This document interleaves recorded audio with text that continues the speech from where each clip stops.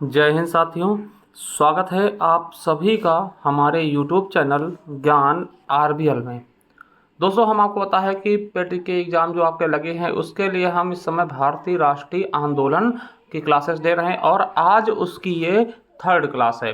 ठीक है, तो चलिए शुरू करते हैं। उसके पहले मैं कुछ चीज़ें आपको बता दूं कि साथियों, आप सभी के लिए हम संपूर्ण जीके की क्लास आप सभी को दे रहे हैं पेट के लिए। दोस्तों, तो आपको जाना कहाँ होगा? तो हमारा देखिए ये बैच आपको दिखेगा, ये आपको प्ले लिस्ट में मिल जाएगा। समर्पित बैच के नाम से फ्री ऑफ कॉस्ट में संपूर्ण दोस्तों सिलेबस हम यूट्यूब पर दे रहे हैं आपके पेट के लिए। तो जाकर दोस्तों यहाँ पे बहुत ही शानदार तरीके से रिवीजन कर सकते हैं, जिसका लिंक भी हम नीचे डिस्क्रिप्शन में दिए दे रहे हैं। ठीक, और इसके अलावा दोस्तों देखिए, बहुत से भाई बहन हैं जो कि जिनको पीडीएफ चाहते हो पीडीएफ लेना। तो मैं आपको बता दूं कि ये जो पेट से संबंधित 2023 का जो सिलेबस है उसके अकॉर्डिंग हमने इतिहास, आंदोलन, भूगोल, अर्थव्यवस्था, संविधान विज्ञान, स्टैटिक और हिंदी, इन सब की पीडीएफ दोस्तों मात्र 50 रुपये में आप सभी को दे रहा हूँ। ठीक है, कैसे मिलेगी? तो आपको जाना होगा ज्ञान आरबीएल ऐप पर, वहाँ इंस्टॉल करके दोस्तों वहाँ पे ऐसा ही दोस्तों लोगो मिल जाएगा, उसे परचेस कर लेना दोस्तों। आपको ये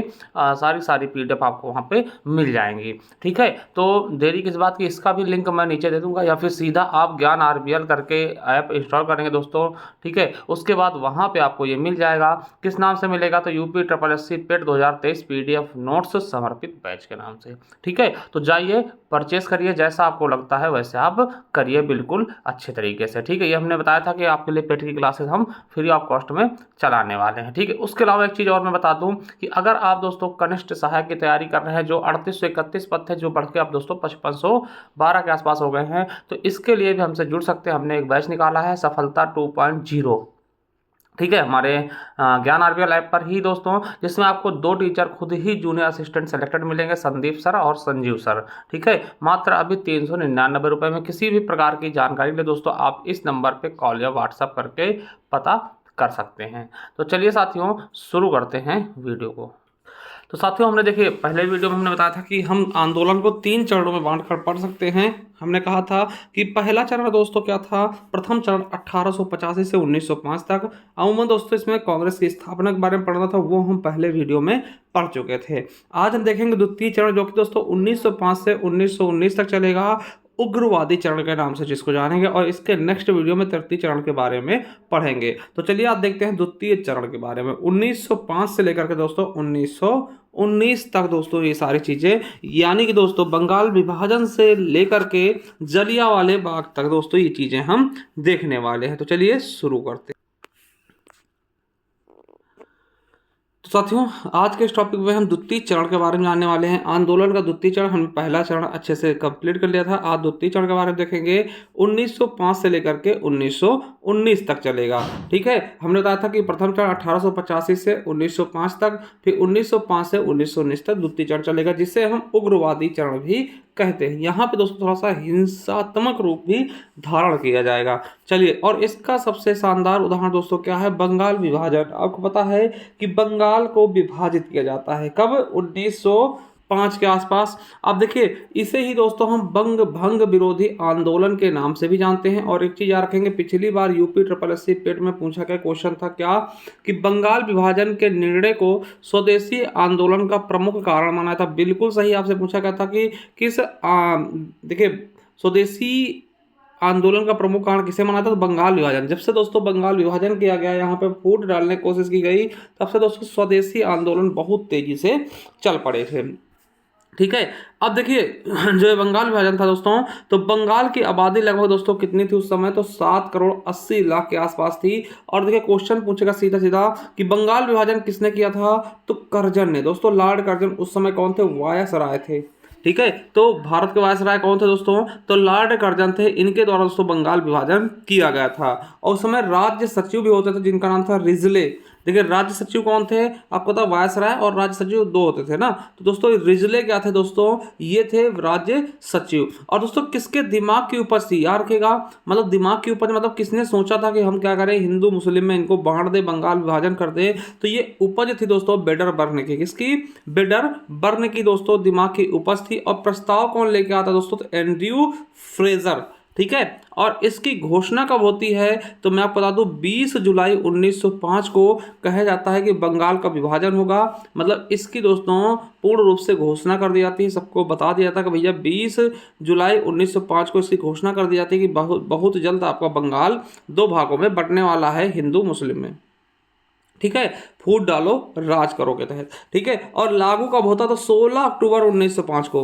इंपॉर्टेंट डेट है, याद रखेगा, आपसे पूछेगा बंगाल विभाजन कब होता है तो 16 अक्टूबर 1905 को। अब देखिए ये क्वेश्चन आपके एसएससी जीडी 2022 में पूछा गया। जब देखिए लोगों ने पूछा, क्या पूछा कि लोगों ने पूछा आप क्यों बांट रहे हो, तो अंग्रेजों ने तर्क दिया कि प्रशासनिक सुविधा के लिए, बहुत बड़ा बंगाल है, ठीक है, बहुत बड़ा बंगाल है, तो इसमें प्रशासन चलाने के दोस्तों इसको हम दो भागों में बांट देंगे तो और अच्छे से प्रशासन हो पाएगा।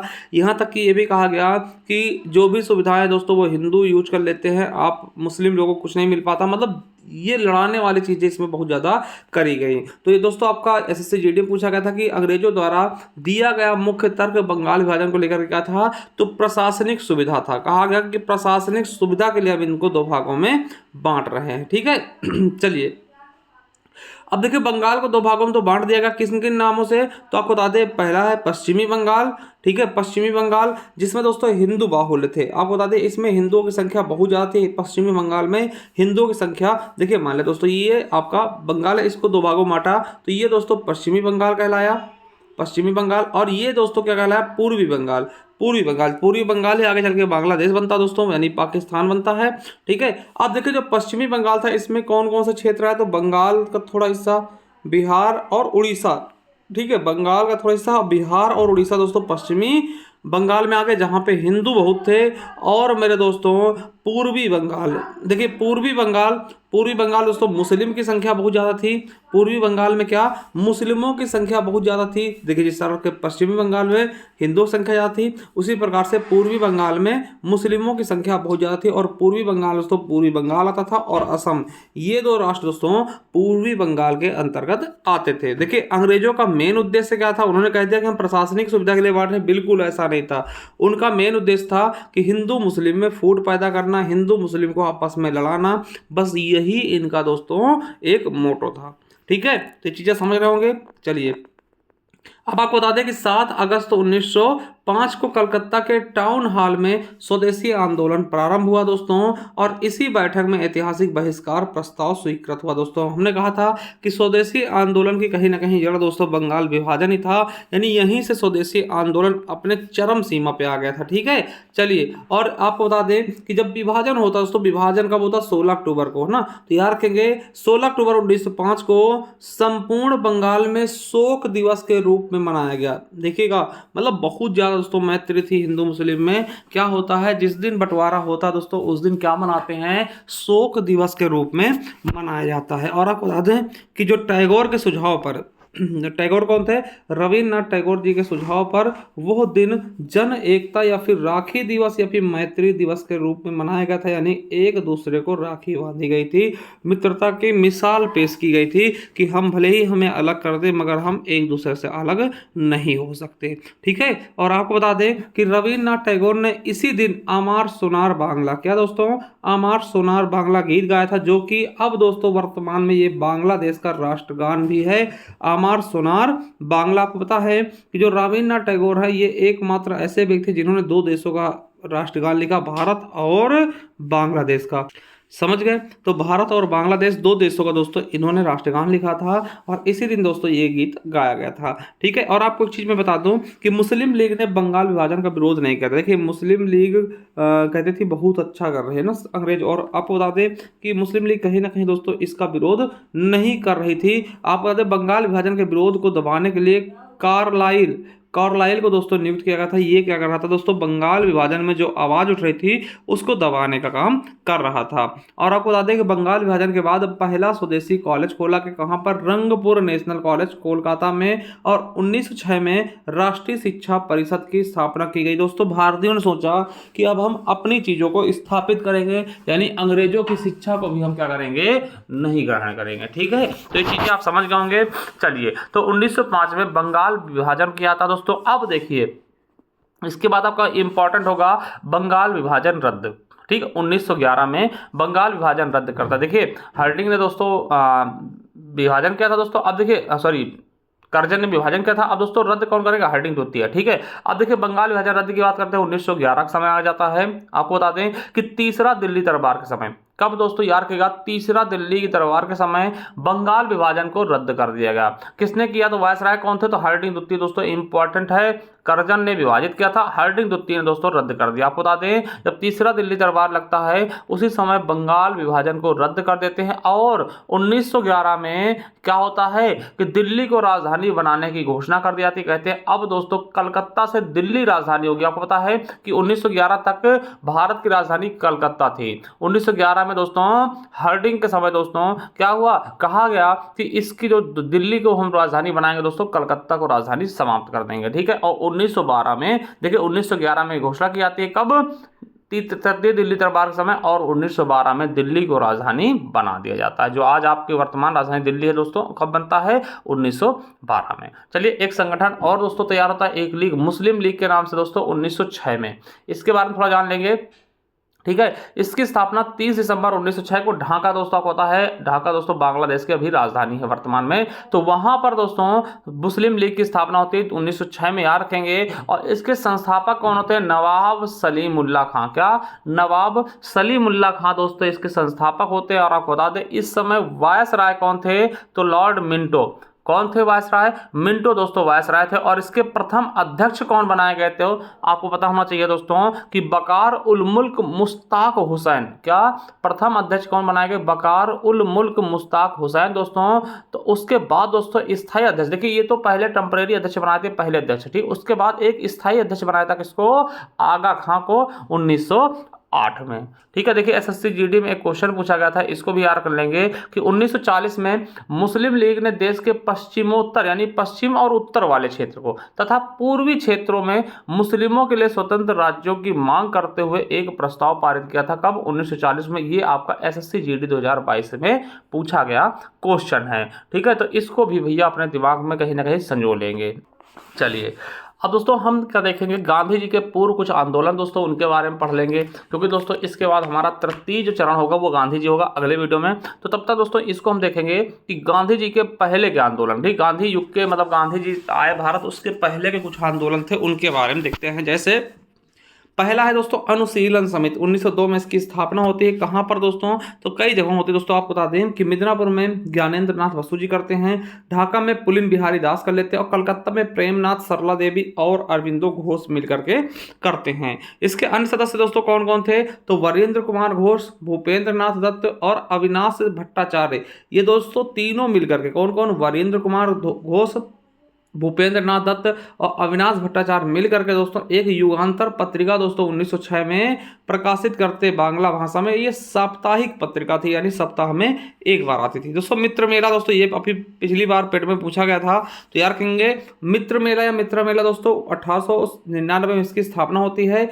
कहाँ पर? तो मित्रा मेला की स्थापना दोस्तों कहाँ होती है? 1899 में नासिक महाराष्ट्र में। संस्थापक कौन थे दोस्तों? विनायक दामोदर सावरकर यानी बीडी सावरकर, जिसको हम बीडी सावरकर के नाम से भी जानते हैं। ये यूपी SSC पेट 2021 में पूछा गया था मित्रा मेला के बारे में। ठीक है। तो याद रखेंगे मित्रा मेला दोस्तों 1899 में, कहाँ? नासिक में। ठीक है। किसके द्वारा? तो बीडी सावरकर के द्वारा मित्रा मेला बनाया गया था, ठीक, गठन किया गया था। और आपको बता दें कि 1904 में मित्रा मेला का नाम बदल के अभिनव भारत कर दिया गया। याद रखिएगा इसका नाम पहले मित्रा मेला था, मगर दोस्तों 1904 में इसका नाम बदल के अभिनव भारत कर दिया गया। और आपको बता दें जो अभिनव भारत संगठन था, इसी संगठन से संबंधित थे अनंत लक्ष्मण करहरे। याद रखिएगा अनंत लक्ष्मण करहरे दोस्तों इसी अभिनव भारत से संबंधित है, यानी मित्रा मेला से संबंधित है, जिन्होंने नासिक के मजिस्ट्रेट यानी जिनका नाम था जैक्सन दोस्तों अंग्रेज था, इसकी हत्या कर दी थी। याद रखिएगा इसकी हत्या कर देते कौन? अनंत लक्ष्मण करहरे दोस्तों। किस संगठन से संबंधित थे? अभिनव भारत या फिर मित्रा मेला से। ये दोस्तों अंग्रेजी मजिस्ट्रेट यानी जैक्सन की हत्या कर देते हैं। और आपको बता दें कि जैक्सन हत्याकांड में क्या होता है, सावरकर को फ्रांस से गिरफ्तार करते हैं दोस्तों। सावरकर जी को ना बीडी सावरकर, क्योंकि ये अध्यक्ष थे, इसके मेन थे। ठीक है। और इन्हें दोस्तों अंडमान में सेलुलर जेल में डाल दिया जाता। किसको? किसको दोस्तों? सावरकर को। क्यों? क्योंकि इन्हीं के पार्टी के लोगों ने जैक्सन को मारा था। ठीक है। चलिए अगला दोस्तों इंडियन हाउस समझिएगा। इंडिया हाउस या भारत स्वशासन समिति दोस्तों 1905 में, याद रखेंगे यूपी ट्रिपल एससी वीडियो 2023 से पूछ लिया गया क्वेश्चन अभी री एग्जाम में, ठीक है, बहुत इंपॉर्टेंट है, ठीक है। इंडिया हाउस या भारत स्वशासन समिति दोस्तों 1905 में आया। आपको बता दें इसे एक छात्र निवास भी कहते हैं, क्या बोलते हैं, इसे एक छात्र निवास कहते हैं, यानी कि इंडिया हाउस या भारत स्वशासन समिति दोस्तों इसे हम एक छात्र निवास भी कहते हैं। इसकी स्थापना 1905 में लंदन में की गई थी और संस्थापक इसके श्याम जी कृष्ण वर्मा थे दोस्तों। यही क्वेश्चन आपके एग्जाम में वीडियो और एग्जाम में पूछा गया। अन्य सदस्य दोस्तों इसे लाला हरदयाल और बीडी सावरकर थे। छोटी छोटी चीजें हैं, याद रखेंगे। अब दोस्तों क्या है, किंग्सफोर्ड हत्याकांड दोस्तों 1908 में होता है, याद रखेंगे। किंग्सफोर्ड कौन थे, तो आपको बता दें न्यायाधीश था। आपको बता दें न्यायाधीश किंग्सफोर्ड दोस्तों भारतीयों को कठोर सजा देता था। आपको बता दें ये ऐसा न्यायाधीश था ना जो भारतीयों से बहुत चिढ़ता था दोस्तों, कैसा भी केस हो ये बहुत कठोर सजा देता था, भारतीयों को देख करके बहुत ही खतरनाक सजा सुनाता था, ठीक है। तो आपको याद रखना कि जैसे इससे लोग पीड़ित थे, ठीक है। तो आपको बता दें कि किंग्सफोर्ड की जब पदोन्नति होती है यानी इसका प्रमोशन हो जाता है, क्योंकि ये भारतीयों के प्रति दोस्तों निर्दयता का व्यवहार करता था, कोई भी छोटी मोटी चीज के लिए बहुत तगड़ा दोस्तों दोष देता था, ठीक है।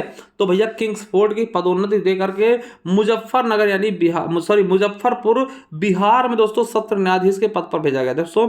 इसका प्रमोशन आता कहाँ होता है, तो मुजफ्फरनगर इसको भेजा था। और आपको बता दें कि जब ये भेजा गया था मुजफ्फरनगर दोस्तों, कार्य को अंजाम किसने दिया था, खुदीराम बोस और प्रफुल्ल चाकी ने। याद रखिएगा, खुदीराम बोस और प्रफुल्ल चाकी दोस्तों क्या करते हैं, इसको मारने की एक मतलब बनाते हैं क्या षड्यंत्र, ठीक है, कि इसको मारेंगे, इस नालायक को किंग्सफोर्ड को मारेंगे, ठीक है। तो कौन, खुदीराम बोस और प्रफुल्ल चाकी। आपको बता दें कि 30 अप्रैल 1908 को बम फेंका गया, परंतु दोस्तों क्या होता है, दुर्भाग्यपूर्ण समझिएगा, किंग्सफोर्ड बच जाता है। देखिए किंग्सफोर्ड बच गया, मगर दोस्तों राष्ट्रीय आंदोलन से सहानुभूति रखने वाली मिस्टर कैनेडी की पत्नी व पुत्र माए दोस्तों। एक मिस्टर कैनेडी थे दोस्तों, वो थोड़ा सा भारतीयों दोस्तों सहानुभूति रखते थे। अब दोस्तों किंग्सफोर्ड बच जाता है, मगर मिस्टर कैनेडी के पुत्र व पत्नी मार दिए जाते हैं, ठीक है। तो दोस्तों इससे दोस्तों आघात होकर के प्रफुल्ल चाकी जी आत्महत्या कर लेते हैं और खुदीराम बोस को दोस्तों 11 अगस्त 1908 को फांसी दे दी जाती है। याद रखिएगा, सबसे कम उम्र में शहीद होने वाले क्रांतिकारी खुदीराम बोस जी बने दोस्तों 18 वर्ष 9 माह। देखिए 18 वर्ष में ये इतना मतलब देखिए सोच विकसित हो चुकी थी कि देश के लिए शहीद हो चुके थे। अभी देखिए हम सब क्या हैं 30-30 साल के हैं, मगर अभी भी हम लोग क्या हैं, दिमाग से समझ सकते हैं दोस्तों कैसे हैं, मतलब आप समझ सकते हैं उस समय की स्थिति, उस समय की परिस्थिति कि एक एक बच्चे के रंगों में खून दौड़ रहा था भारत के लिए, ठीक है। तो समझ रहे होंगे आप ये चीजें कि भैया सबसे कम उम्र में देखिए 18 साल 9 माह में बच्चा जानता क्या है, ठीक, उस समय ये शहीद हो गए थे, ठीक है। तो ये चीज समझिए, बहुत ही शानदार तरीके से दोस्तों लड़ा गया, ठीक है। चलिए अब दोस्तों ये सबसे इंपॉर्टेंट चीज है मार्ले मिंटो सुधार। याद रखिएगा मार्ले मिंटो सुधार दोस्तों आपके एग्जाम में पूछा जा सकता है या फिर पूछे जाते हैं। क्या है मार्ले मिंटो सुधार, तो दोस्तों याद रखिएगा मार्ले मिंटो सुधार दोस्तों 1909 में, याद रखिएगा कब आया, 1909 में इंडियन काउंसिल एक्ट की घोषणा की गई, इसे मार्ले मिंटो सुधार कहा गया। आपको बता दें इस समय भारत के सचिव मार्ले थे और वायसराय मिंटो थे, इसीलिए इसका नाम मार्ले मिंटो रख दिया, यानी भारत सचिव और वायसराय के नामों को लेकर के इसका नाम मार्ले मिंटो सुधार कर दिया गया। और हुआ क्या, तो दोस्तों भारत में सर्वप्रथम सांप्रदायिक आधार पर निर्वाचन शुरुआत की गई, मतलब मुस्लिम अलग से दोस्तों निर्वाचित होंगे, ठीक है। यानी यहां पर दोस्तों इसका उद्देश्य क्या था, हिंदू मुस्लिम में मतभेद पैदा करना। दोस्तों फिर से दोस्तों वही चीज अंग्रेजों द्वारा चली गई कि हिंदू मुस्लिम में क्या करेंगे, मतभेद पैदा करेंगे। यहां पे याद रखेंगे, ये क्वेश्चन आपके लिए इंपॉर्टेंट है कि भारत में सर्वप्रथम सांप्रदायिक आधार पर निर्वाचन प्रणाली की शुरुआत कब की गई, तो दोस्तों किसके द्वारा की गई, तो मार्ले मिंटो सुधार 1909 के द्वारा, ठीक है। अब दोस्तों बात करते हैं अलीगढ़ षड्यंत्र मामला 1902 की। इसमें होता क्या है कि कलकत्ता के मणिकतुल्ला गार्डन हाउस पर अनेक क्रांतिकारियों द्वारा दोस्तों बम बनाए जाने की खबर पुलिस को मिलती है। देखिए पुलिस को एक खबर मिलती है कि कोलकाता में दोस्तों एक मणिकतुल्ला गार्डन है दोस्तों, वहां पर बहुत से क्रांतिकारी हैं जो कि बम बना रहे हैं, ठीक है। और पुलिस छापेमारी कर लेती है। जब छापेमारी होती है दोस्तों तो यहां से गिरफ्तार किसको करते हैं, तो अरविंद घोष और बरिंद्र घोष दोनों भाई को गिरफ्तार कर लिया जाता है। देखिए अरविंदो घोष और बरिंद्र घोष को दोस्तों गिरफ्तार करते हैं और अरविंद घोष देखिए बाद में दोस्तों अरविंद घोष को रिहा कर देते हैं, समझिएगा। अलीपुर षड्यंत्र मामले से। फिर अरविंद घोष दोस्तों रिहा कर दिया जाता है। फिर दोस्तों अरविंद घोष क्या करते हैं, वो पौंडीचेरी चले जाते हैं और वहां पे ऑरोविले आश्रम की स्थापना करते हैं। तो याद रखिएगा ये बहुत ज्यादा इंपॉर्टेंट है कि ऑरोविले आश्रम की स्थापना किसने की, तो अरविंदो घोष ने, फिर अरविंद घोष ने। बहुत ही शानदार दोस्तों क्वेश्चन है ये, ठीक है। चलिए अब बात करते हैं गदर पार्टी की।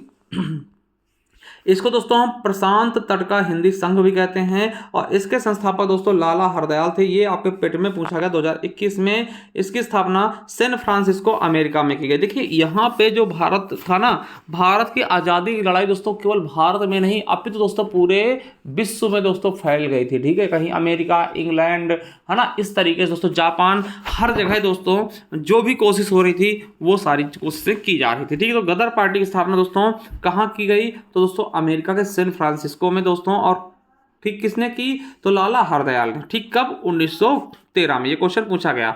और तो इसके महामंत्री कौन थे, तो लाला हरदयाल थे। और अध्यक्ष सोहन सिंह भाकना को बनाया गया। क्या, अध्यक्ष सोहन सिंह भाकना को बनाया गया दोस्तों। और आपको बता दें समाचार पत्र था, गदर मैगजीन थी, जो कि उर्दू, पंजाबी और हिंदी में प्रकाशित हो रहे थे। और इनका एक नारा था दोस्तों, जंग दा होगा, ठीक है। ये इनका एक स्लोगन था, नारा था, ठीक है। चलिए अब दोस्तों हम 3 दिल्ली दरबार हुए, तीनों दिल्ली दरबार के बारे में थोड़ा सा जान लेते हैं, क्योंकि हो सकता है यहाँ से क्वेश्चन आपके एग्जाम में पूछ ले। जैसे हमने 33 दिल्ली दरबार तो हमने देख लिया था दोस्तों, जिसमें क्या बंगाल विभाजन को रद्द किया गया था और दिल्ली को राजधानी बनाने की घोषणा की गई थी। चलिए तीनों दिल्ली दरबार देखते हैं। प्रथम दिल्ली दरबार 1877 किसके समय, लॉर्ड लिटन। देखिए उस समय वायसराय कौन था, लिटन था। याद रखेंगे कि 1877 में वायसराय लिटन ने महारानी विक्टोरिया को भारत का साम्राज्ञी के रूप में स्वीकार करने के लिए प्रथम दिल्ली दरबार का आयोजन किया था। यानी कि जो महारानी विक्टोरिया थी उनको भारत की साम्राज्ञी घोषित करने के लिए, ठीक है, किसने, लिटन द्वारा दोस्तों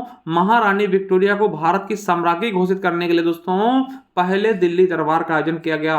तो याद रखेंगे कब, 1877 में। कौन था दोस्तों वायसराय, लॉर्ड लिटन थे। एसएससी जीडी में ये क्वेश्चन भी पूछ लिया गया है, ठीक है। चलिए दूसरा दिल्ली दरबार की बात करते हैं। तो दूसरा दिल्ली दरबार दोस्तों 1903 में। देखिए अभी पहला क्या था, 1877, दूसरा 1903 और तीसरा 1911। तीनों याद रखेंगे, ठीक है। इस समय दोस्तों वायसराय कौन होगा, तो कर्जन थे। कौन थे, लॉर्ड कर्जन थे दोस्तों। आपको बता दें कि इसमें होता क्या है, एडवर्ड सप्तम यानी कि एडवर्ड 7 वह अलेक्जेंड्रा को भारत आना था, परंतु दोस्तों एडवर्ड स्वयं ना आकर दोस्तों अपने भाई ड्यूक ऑफ नॉर्थ को भेज देता दोस्तों। ये ज्यादा इंपॉर्टेंट है नहीं दोस्तों, ठीक है। इसी के बाद दोस्तों क्या होता है, बंगाल विभाजन 1905 में होता है। तो दूसरा दिल्ली दरबार आपने देख लिया कर्जन के समय, कर्जन ही दोस्तों उस समय भी होता है 1905 में भी, ठीक है, बंगाल विभाजन के लिए। तो याद रखेंगे। अब दोस्तों तीसरा दिल्ली दरबार 1911 में होता है। इसके बारे में मैं बताऊं आपको, तो इस समय वायसराय हार्डिंग द्वितीय होते हैं और इसे बंगाल विभाजन रद्द करने के लिए भी कह सकते हैं, ठीक है। इसमें ब्रिटेन के राजा चार्ल्स देखिए जॉर्ज पंचम और महारानी मैरी भारत आती है। कौन, जॉर्ज पंचम और महारानी मैरी भारत आती है। आपको पता है इनके स्वागत के लिए दोस्तों गेटवे ऑफ इंडिया बनाया जाता है। गेटवे ऑफ इंडिया मुंबई में बनाया जाता है ना, तो याद रखेंगे। और इसमें दोस्तों क्या करते हैं, बंगाल विभाजन को रद्द भी करते हैं और दिल्ली को नई राजधानी बनाते हैं, ठीक है। याद रखेंगे भारत की राजधानी दिल्ली से, कोलकाता से दिल्ली घोषित की जाती है दोस्तों और 1 अप्रैल को दिल्ली को भारत की राजधानी बना दी जाती है, ठीक है। हमने 3 दिल्ली दरबार देखे। 1877 में दोस्तों साम्राज्ञी को दोस्तों विक्टोरिया को साम्राज्ञी घोषित करने के लिए, ठीक है। और दूसरा देखते हैं 1903 में कर्जन समय। और तीसरा दोस्तों 1911 में बंगाल विभाजन रद्द और दिल्ली को राजधानी हार्डिंग द्वितीय के समय में, ठीक है। ये चीज समझ गए बहुत ही शानदार तरीके से, बहुत ही बेहतरीन तरीके से। तो चलिए दोस्तों हमने तीनों दिल्ली दरबार बहुत ही शानदार तरीके से, बहुत ही बेहतरीन तरीके से कवर कर लिया, ठीक है। चलिए अब दोस्तों उसके बाद हर्डिंग बम कांड दोस्तों 1912 में। याद रखिएगा हर्डिंग बम कांड होता है दोस्तों 1912 में, ठीक है। देखिए होता क्या है कि हार्डिंग द्वितीय की हत्या का प्रयास किया था दोस्तों। हार्डिंग द्वितीय वही दोस्तों जिसने बंगाल विभाजन को रद्द किया था, ठीक है, हार्डिंग द्वितीय। साथियों होता क्या है कि हार्डिंग द्वितीय की हत्या का प्लान किया जाता है, ठीक है। वही हार्डिंग द्वितीय जो कि दोस्तों क्या करता है, बंगाल विभाजन को रद्द करता है। देखिए 23 दिसंबर 1912 को कलकत्ता से दिल्ली में स्थानांतरण के दिन, देखिए जब राजधानी को कलकत्ता से दिल्ली को स्थानांतरित करते हैं, कब, 23 दिसंबर 1912 को। तो उस समय क्या होता है दोस्तों, उसी दिन चांदनी चौक में हार्डिंग द्वितीय पर बम फेंका गया था। ठीक है, याद रखिएगा कि उसी समय चांदनी चौक दोस्तों दिल्ली में पड़ता है, क्योंकि दिल्ली को राजधानी बनाया जा रहा था उस समय दोस्तों। हार्डिंग द्वितीय क्या था दोस्तों, ये वायसराय था, इसलिए दोस्तों ये आगे आगे चल रहा था। ठीक है, तो याद रखेंगे उसी समय क्या होता है, जब हमारी राजधानी कोलकाता से दिल्ली ले जाया जाता तो कहाँ पड़ता दोस्तों, चांदनी चौक स्थान पड़ता है दिल्ली में, वहां पर दोस्तों हार्डिंग द्वितीय पर बम फेंका गया था। ठीक है, और इसका नेतृत्व कौन कर रहा था दोस्तों, तो रास बिहारी बोस इसके मेन लीडर थे। और आपको बता दें अमीर चंद, अवध बिहारी लाल, बाल मुकुंद गुप्त, इन सभी को दोस्तों दिल्ली षड्यंत्र के तहत दोस्तों फांसी दे दी जाती है। ठीक है, मतलब इसके लिए जो पकड़े जाते हैं दोस्तों, इनको दोस्तों दिल्ली षड्यंत्र के तहत इनके ऊपर मुकदमा चलाकर दोस्तों इन्हें फांसी दे दी जाती है। आपसे पूछ सकता है कि दिल्ली षड्यंत्र दोस्तों, दिल्ली षड्यंत्र के तहत किसको सजा दी गई थी, हार्डिंग बम कांड के आरोपियों को। ठीक है, ऐसे समझ सकते हैं। चलिए, उसके बाद दोस्तों एक होता है कामागाटा मारू प्रकरण। दोस्तों बहुत ही ज्यादा क्या होता है दोस्तों, ये बहुत प्रसिद्ध है। ठीक है, कामागाटा मारू पूछ लेगा क्या है, तो एक दोस्तों ये जापानी जहाज है, समझिएगा है क्या, एक जापानी जहाज है दोस्तों। देखिए होता क्या है कि कुछ भारतीय होते दोस्तों जापानी जहाज लेकर के कनाडा जाते हैं, और कनाडा वाले दोस्तों इसको प्रवेश नहीं देते हैं। तो उस पर दोस्तों संबंधित ये चीजें समझिएगा। क्या होता है कि कामागाटा मारू एक प्रकरण है 1914 में होता है। यह एक जापानी जहाज था। आप बता दें कि इसमें होता क्या है कि भारतीय लोग इस पे बैठे दोस्तों कहाँ जाते हैं, 376 यात्री कनाडा जाते हैं। अब देखिए भारतीयों के कनाडा प्रवेश से रोक लगा देता दोस्तों। कनाडा क्या करता है, भारतीयों को यहाँ आने की अनुमति नहीं देता, उन पे रोक लगा देता कि आप कनाडा नहीं आ सकते। देखिए कनाडा पहुंच गए, वो अंदर घुसने नहीं देता। अब समझिएगा फिर क्या होता है, जो 376 यात्री थे बाबा गुरदीप सिंह के नेतृत्व में पंजाब के रहने वाले यात्रियों को बिठाकर फिर 4 अप्रैल 1914 को वैंकूवर कनाडा बंदरगाह पर सिंगापुर पहुंचा। ठीक है, अब समझिएगा क्या होता है कि 376 भारतीय यात्री होते हैं किसके नेतृत्व में, गुरदीप सिंह के। ठीक है, ये सभी क्या करते हैं दोस्तों, तो वैंकूवर, ठीक है समझिएगा क्या होता है, पंजाब के रहने वाले होते हैं दोस्तों। ये लोग क्या करते हैं, वैंकूवर यानी कनाडा बंदरगाह पर सिंगापुर से दोस्तों देखिए इसमें कई सारे देश इंक्लूडेड हैं। पहले चीज जहाज किसका है, जापान का है, व्यक्ति किसके हैं, तो भारत के हैं। और कहाँ से चलते, सिंगापुर से चलते, कहाँ पहुंचते हैं, कनाडा में दोस्तों। कहाँ पहुंचेंगे, तो वैंकूवर कनाडा दोस्तों बंदरगाह है, वहां पहुंचते। पर दोस्तों कनाडा सरकार जहाज को प्रवेश करने की अनुमति नहीं देती। फिर दोस्तों इन्हें भारत वापस आना पड़ता है।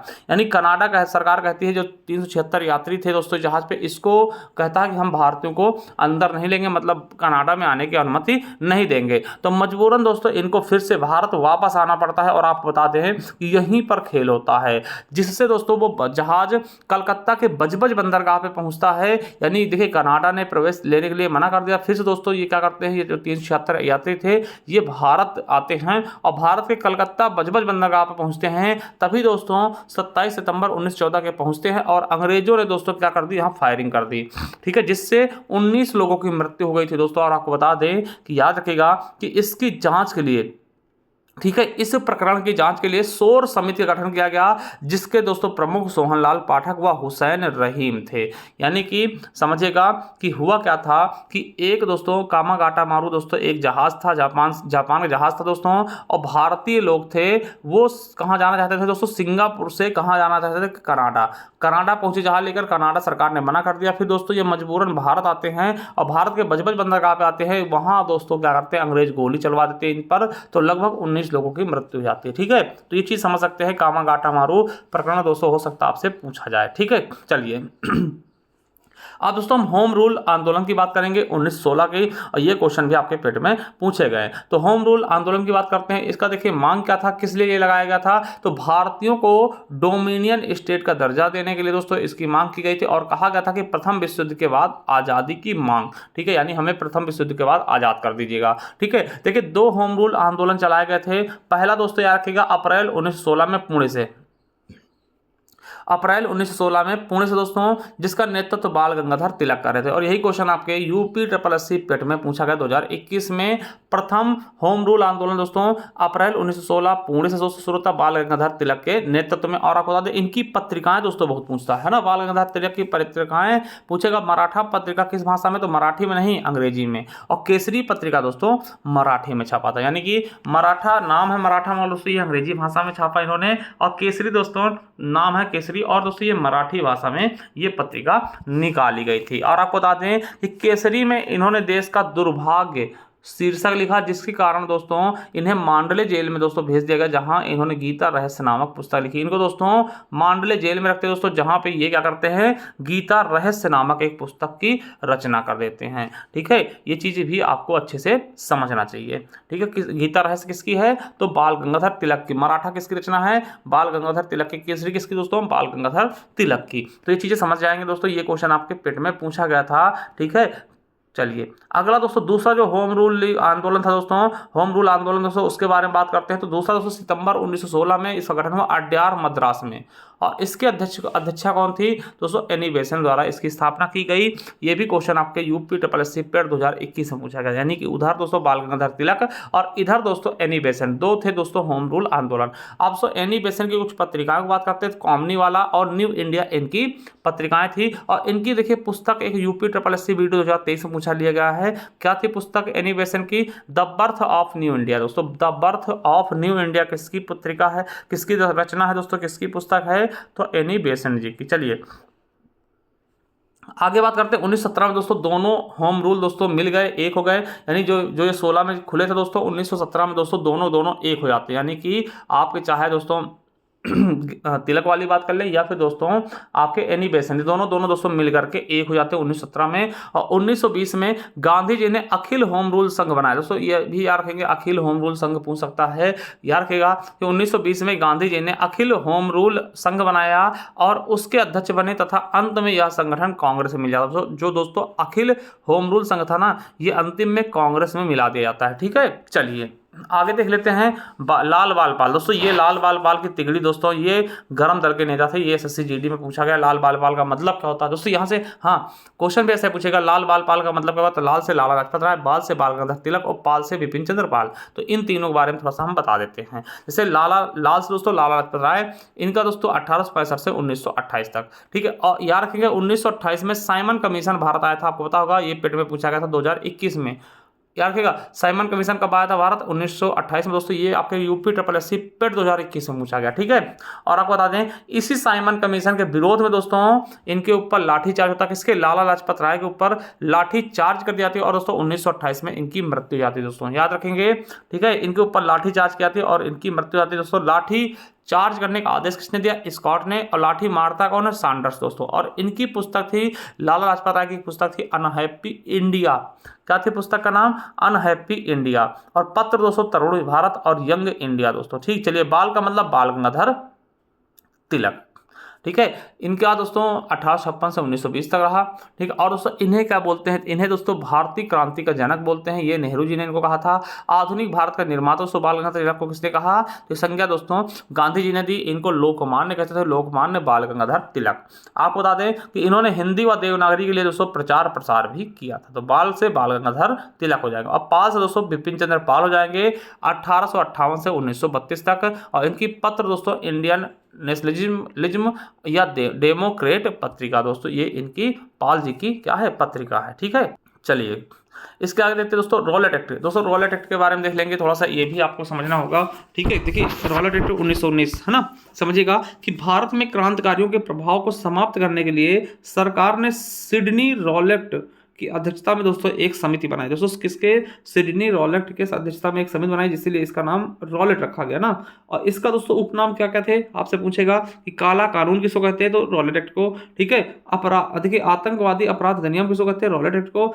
बिना वकील बिना दलील बिना अपील की कानून किसको कहते हैं दोस्तों, रॉलेट एक्ट को। देखिए इसका था क्या कि इसमें दोस्तों किसी को भी कभी भी उठा के जेल में डाल सकते थे, बिना किसी कानून के, बिना किसी दलील के, बिना किसी वकील के। ठीक है, कुछ बताना नहीं, सीधा उठाया जेल में डाल दिया। ठीक है, ये रॉलेट एक्ट था। ठीक है, चलिए अब देखिए इस कानून के माध्यम से सरकार किसी भी व्यक्ति पर बिना मुकदमा चलाए उसे जेल में डालने का अधिकार रखती थी। ठीक है, और याद रखिएगा कि रॉलेट एक्ट के विरोध में गांधी जी ने सत्याग्रह का आह्वान किया था, आग्रह किया था। ये क्वेश्चन आपके SSC GD 2022 में पूछा गया। और आपको बता दें कि संपूर्ण देश ने 6 अप्रैल 1919 को राष्ट्रीय अपमान दिवस के रूप में भी मनाया था। ठीक है। और इसके अलावा आप बता दें कि रॉलेट एक्ट के विरोध में मोहम्मद अली जिन्ना, मदन मोहन मालवीय, मजहर अल हक ने शाही विधान परिषद से दोस्तों त्यागपत्र दे दिया था। आपको दोस्तों शाही विधान परिषद के बारे में पता होगा, वहां से इन तीनों ने दोस्तों क्या कर दिया था, त्यागपत्र दे दिया था। एसएससी जीडी में पूछा गया, किसके, रॉलेट एक्ट के विरोध में। ठीक है। चलिए अब दोस्तों एक हम घटना देखते हैं, जलियांवाला बाग हत्याकांड। दोस्तों 13 अप्रैल 1919, शायद ही कोई ये दिन भूल पाएगा। ठीक है।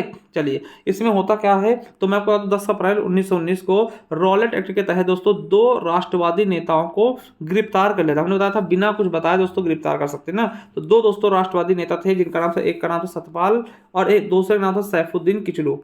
देखिए याद रखिएगा कि 2 नेताओं को, सतपाल और सैफुद्दीन किचलू दोस्तों गिरफ्तार कर लेते हैं। ठीक है। और याद रखिएगा इनको छुड़ाने के लिए, इनके खिलाफ दोस्तों जो इनको गिरफ्तार कर लिया था, इसके लिए 13 अप्रैल 1919 को वैसाखी के दिन, ठीक है, इनकी गिरफ्तारी के विरोध में अमृतसर में दोस्तों जलियांवाला बाग पड़ता है। ठीक, अमृतसर में जलियांवाला बाग पड़ता है, वहां पर एक जनसभा एकत्र हुआ और इस जनसभा में दोस्तों वृद्ध बूढ़े लोग भी थे, स्त्री भी थी, महिलाएं भी शामिल थी। देखिए कितना देश प्रेम था कि दोस्तों सतपाल और किचलू जो गिरफ्तार करते हैं, इनको छुड़ाने के लिए, ठीक है, इनके दोस्तों इस गिरफ्तारी के विरोध में महिलाएं, बच्चे, बुजुर्ग सभी दोस्तों क्या होते, एकत्र हो जाते। और आपको बता दें उस समय माइकल ओडवायर दोस्तों, ये लेफ्टिनेंट गवर्नर था, ये भीड़ को रोकने का आदेश देता है। देखिए माइकल ओडवायर तो क्या था दोस्तों, ये लेफ्टिनेंट गवर्नर था, ये भीड़ को रोकने का आदेश देता है। और मैं आपको बता दूं कि जनरल डायर क्या होता है दोस्तों, ये भीड़ पर गोलियां चलाने का आदेश देता। ठीक है, वो दोस्तों भीड़ रोकने का आदेश दिया था और जनरल डायर ने भीड़ पर कहा था गोलियां चलाने का आदेश दे दिया। और आपको बता दें कि 1919 में मार्शल लॉ के दौरान दोस्तों जनरल डायर ने कमान संभाली थी। ये क्वेश्चन आपका, जब मार्शल लॉ लगा हुआ था दोस्तों तब इसने कमान संभाली थी और इसने दोस्तों गोली चलाने का आदेश दे दिए, जिससे दोस्तों आपको बता दें बहुत से व्यक्ति मर जाते हैं। मगर दोस्तों सरकारी आंकड़ों के हिसाब से 379 व्यक्ति मारे गए थे और इसके लिए जांच कमेटी बनाई गई थी दोस्तों, हंटर आयोग। याद रखिएगा आपसे क्वेश्चन पूछेगा कि हंटर आयोग का संबंध किससे है, तो जलियांवाला बाग हत्याकांड जांच से। हंटर आयोग दोस्तों अंग्रेजों द्वारा गठित किया गया और आपको बता दें इसमें कुल 8 सदस्य थे, जिसमें 5 अंग्रेज और 3 भारतीय थे। 3 भारतीय कौन कौन थे, तो चमन लाल सीतड़वाल और साहेबजादा सुल्तान और जगत नारायण, ये 3 भारतीय शामिल थे। ठीक है। और देखिए हंटर आयोग जब अपना रिपोर्ट सौंपता है तो इसको गांधी जी क्या कहते हैं, तो गांधी जी कहते हैं कि हंटर कमीशन की रिपोर्ट को पन्ने दर पन्ने निर्लज सरकारी लीपापोती की संज्ञा दी। यानी कहा गया कि इसमें बहुत लीपापोती की गई, मतलब बिना लज्जा के। ठीक है, ऐसा गांधी जी ने इसको कहा। और आपको बता दें कि कांग्रेस ने भी दोस्तों एक समिति बनाई इसके जांच के लिए, क्योंकि दोस्तों देखिए हंटर आयोग तो बना था मगर कांग्रेस अपने हिसाब से जांच करना चाहती थी। तो कांग्रेस द्वारा दोस्तों मालवीय की अध्यक्षता में, मदन मोहन मालवीय की अध्यक्षता में एक समिति बनाई गई, जिसमें अन्य सदस्य देखिए मालवीय जी अध्यक्ष हो गए और अन्य सदस्य मोतीलाल नेहरू, महात्मा गांधी, CR दास और बदरुद्दीन तैयब जी और MR जयकर दोस्तों, ये लोग मिलकर दोस्तों एक समिति बनाते हैं, ठीक, इसकी जांच के लिए। और इसके विरोध में दोस्तों आपको बता दें कि रविन्द्रनाथ टैगोर ने, यानी जलियांवाला बाग हत्याकांड के विरोध में रविन्द्रनाथ टैगोर ने नाइटहुड की उपाधि वापस कर दी। ठीक है, नाइटहुड की उपाधि वापस कर दी और शंकर नायर ने वायसराय की कार्यपालिका से दोस्तों कार्यकारिणी से त्यागपत्र भी दे दिया था। ठीक है। और याद रखेंगे यहाँ पे एक शब्द और कि लगभग 21 साल बाद, घटना के लगभग 21 साल बाद यानी कि 13 मार्च 1940 को उधम सिंह ने जलियांवाला बाग के हत्याकांड हत्यारे दोस्तों माइकल ओडायर को इंग्लैंड में जाकर के दोस्तों उन्हीं की धरती पर दोस्तों इनकी हत्या कर दी। आप देख सकते हैं दोस्तों, एक मतलब समझिएगा, ठीक है, उधम सिंह जी के जोश को समझिएगा, ये वहीं पर जाकर के जनरल ओडायर को दोस्तों मार देते हैं। ठीक है, SSC GD 2022 में क्वेश्चन भी पूछा गया है। ठीक है। चलिए आप दोस्तों एक खिलाफत आंदोलन समझ सकते हैं, खलीफा समझिएगा। खिलाफत आंदोलन 1919 में चलता है मुस्लिम के द्वारा। ठीक है, देखिए तुर्की के सुल्तान को खलीफा मतलब क्या होता है दोस्तों, मुस्लिमों का सर्वोच्च धार्मिक नेता या धार्मिक गुरु कह सकते हैं। ठीक है, जो मुस्लिमों का सर्वोच्च धार्मिक गुरु होता है या नेता होता है उसको खलीफा कहते हैं। तो यार कहेंगे तुर्की के सुल्तान को खलीफा का पद प्राप्त था, परंतु ब्रिटेन सरकार दोस्तों, ब्रिटेन द्वारा खलीफा के प्रति किए जा रहे अन्याय के विरोध में भारत में एक आंदोलन होता है जिसे हम खिलाफत आंदोलन कहते हैं। देखिए संबंध कहाँ से है, तुर्की से है, बस समझिएगा। तुर्की का एक सुल्तान होता है जिसको खलीफा कहते थे दोस्तों, ठीक, उसे अंग्रेज इज्जत नहीं देते थे, तो दोस्तों इसके लिए भारत में दोस्तों आंदोलन शुरू कर दिया। ठीक है, देखिए भारत में आंदोलन शुरू हो जाता है जिसे हम खिलाफत आंदोलन कहते हैं। याद रखेंगे 1919 में मोहम्मद अली व शौकत अली, इनको अली बंधु कहते थे, ने अबुल कलाम के नेतृत्व में खिलाफत आंदोलन चलाया।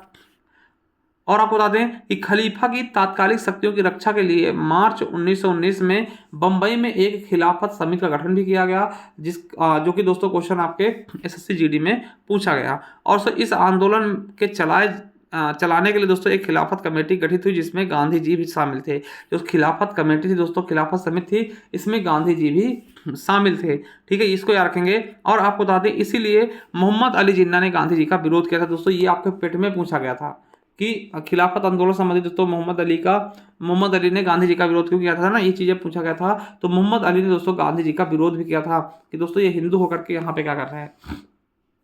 ठीक है, समझ गए। चलिए आगे देखते हैं कि सितंबर 1919 में अखिल भारतीय खिलाफत कमेटी का भी गठन किया जाता है और 17 अक्टूबर 1919 को खिलाफत दिवस मनाया गया। ठीक है, और इस आंदोलन का विरोध किसने किया था, ये भी क्वेश्चन आपसे पूछ सकता है। तो इस आंदोलन का विरोध सी आर दास है ना, चित्तरंजन दास ने किया था। और आपको देखिए ये आंदोलन समाप्त कैसे होता है, तो याद रखिएगा 1924 में जब तुर्की में दोस्तों मुस्तफा कमाल पाशा का नेतृत्व में दोस्तों नई सरकार बनी, तो उसने खलीफा पद को ही समाप्त कर दिया। जब देखिए खलीफा पद ही नहीं रहा तो अब लड़ाई किसके लिए लड़ोगे तुम। ठीक है, तो यही दोस्तों उन्होंने खलीफा पद को ही समाप्त कर दिया, जिससे दोस्तों ये सारे आंदोलन समाप्त हो गए। किसने, मुस्तफा कमाल पाशा के नेतृत्व में। ठीक है, चलिए आपको बता दें कि अबुल कलाम ने अपनी पत्रिका अल हिलाल के माध्यम से दोस्तों इस आंदोलन का प्रचार प्रसार भी किया था। ठीक है, इसको भी याद रख लेंगे। चलिए तो ये चीज समझ गए होंगे बहुत ही शानदार तरीके से। थैंक यू, धन्यवाद।